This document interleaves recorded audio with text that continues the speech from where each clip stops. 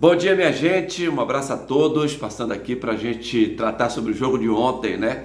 A vitória do Bahia contra a equipe do Barcelona no estádio da Fonte Nova. O Bahia venceu mais uma, 5-1, que coisa, né? O Bahia não venceu nenhum jogo por menos de 3 gols. O Bahia que tem um saldo de gols agora maravilhoso no campeonato, tinha 10 com 5 de ontem, agora tem 15 gols dentro da competição. O ataque do Bahia, então, independente do ataque que o Rogério Ceni coloca em campo, o ataque do Bahia está brilhando dentro desse campeonato baiano.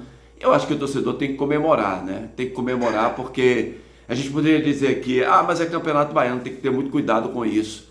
Mas o pior é se ganhasse 1-0, não estivesse ganhando. Isso poderia acontecer? Poderia. Por exemplo, o Vitória, que joga hoje, não venceu ainda no campeonato, né? Vitória tá de empates aí, enquanto que o Bahia tem 4 vitórias. O Bahia venceu, vamos ver se eu me lembro aqui, né? 4-2 o Jequié no primeiro jogo. Depois venceu o Bahia de Feira por 3-0 em Feira de Santana. Depois na Fonte Nova bateu o Galícia por 3-0 e ontem 5-1 contra a equipe do Barcelona, que era o segundo colocado na classificação geral do baiano. Então o Bahia coloca agora 7 pontos de diferença. O Bahia tinha 9 pontos contra 7 do Barcelona, que não venceu na última rodada, apenas empatou.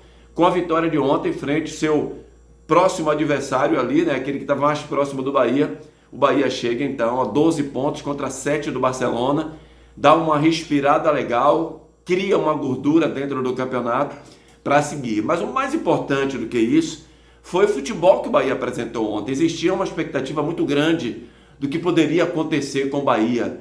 Por quê? Porque ontem era prova de fogo. Acompanhamos os 2 primeiros jogos, a garotada jogando, né? Garotos, inclusive, como Furquim, de 16 anos, Del, Juan Pablo, com 17.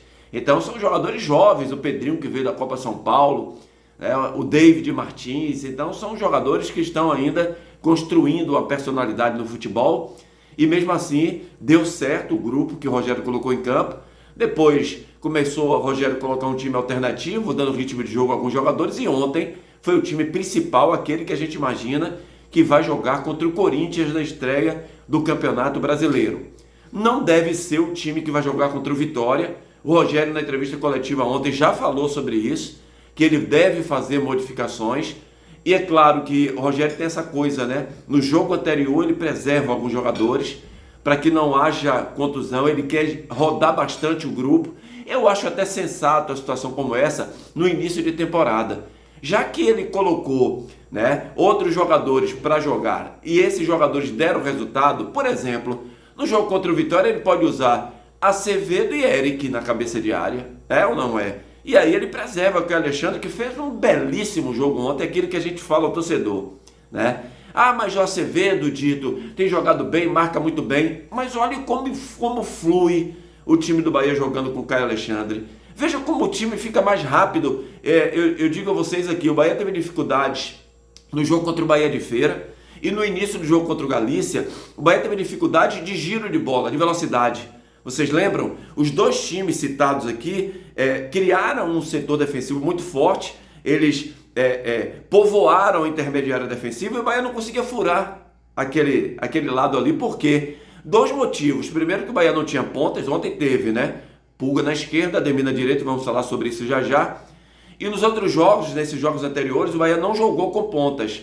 O Bahia jogou primeiro com o Furquim, sim, um pouco mais aberto na direita. No outro jogo, o Araújo, um pouco também aberto, mas não tem profundidade como tem Pulga e como tem Ademir. Então, o Bahia jogou mais ou menos com 4 homens no meio de campo, ou 5 homens no meio de campo, como foi no jogo contra o Galícia. Então o time se fecha ali perto da sua área, é difícil de você fechar. Ou você tem que ter os pontas, ou você tem que girar a bola rápida de um lado para o outro, como o Bahia fez ontem. E para fazer isso que fez ontem, precisa muito do jogador Caio Alexandre. Jogador que antes da bola chegar no pé dele, ele já tem a visão periférica do que ele pode fazer para ser útil ao time, para que o time evolua na parte ofensiva. E isso aconteceu no jogo de ontem. Como brilhou o Caio Alexandre no jogo de ontem, assim como jogou muito bem Ademir, muito mais do que o Pulga. E se você perceber, torcedor, se você voltar aí a imagem do jogo ontem, você via que o Ademir teve muito mais oportunidade, que o Ademir foi mais acionado, que o Ademir teve mais vantagem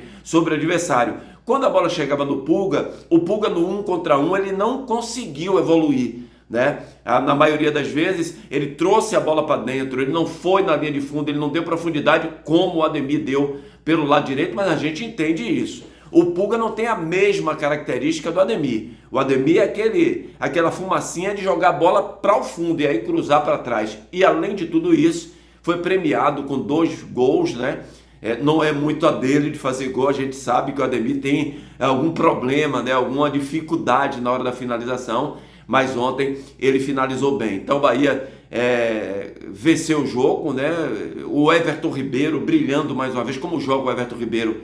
Com que categoria joga o Everton Ribeiro? O Juba abriu o placar fazendo aquele gol que ele de vez em quando faz, né? Ele pega essa bola de primeira que chega fora da área, chutando de perna esquerda no canto esquerdo do goleiro.